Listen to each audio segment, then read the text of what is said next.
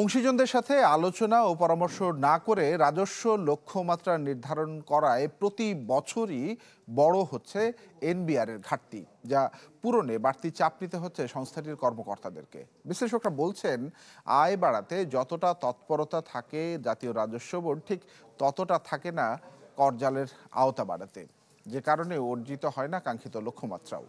ইমদাদ হকের বিশেষ রিপোর্ট।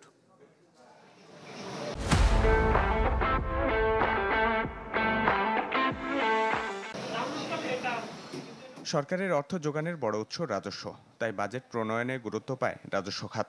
প্রতি মাসে চুলচেরা বিশ্লেষণ করা হয় রাজস্ব আয় আর ঘাটতির হিসাবও। তথ্য বলছে, চলতি অর্থ বছরে 4,63,000 কোটি টাকার সংশোধিত রাজস্ব আদায়ের লক্ষ্য দেয়া হয় এনবিআরকে, যা পূরণে কেবল জুনেই আদায় করতে হবে 1,42,000 কোটি টাকা, যা অনেকটাই অসম্ভব বলছেন কর্মকর্তারা। সম্পত্তির উৎস থেকে আয়গুলো ঠিকমতো আমাদের রিটার্নে প্রদর্শিত হচ্ছে কিনা, সম্পত্তি যদি দেখানো না হয় তাহলে সম্পত্তি থেকে তো আয় তো প্রদর্শিত হবে না।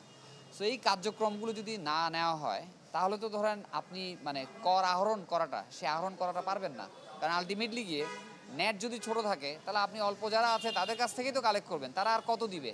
সো যার ফলে আপনার এই কালেকশনের সাথে আপনার টার্গেট যেটা আছে এটার গ্যাপ থাকবেই।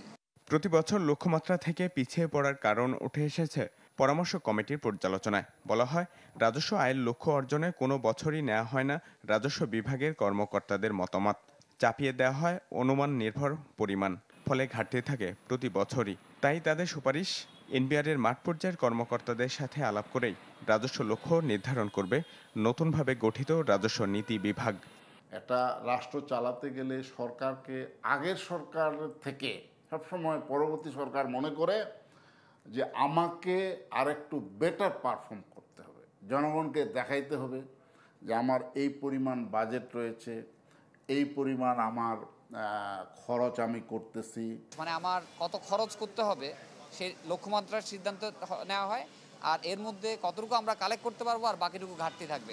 এভাবে জিনিসটা হয় যে আমার কতটুকু অর্জনযোগ্য সেটা ধরে যদি হতো যে না আমি অর্জন করতে পারবো 100 টাকা, তাহলে আমাকে খরচ করতে হবে 100 টাকার মধ্যে, সেভাবে তো হয় না।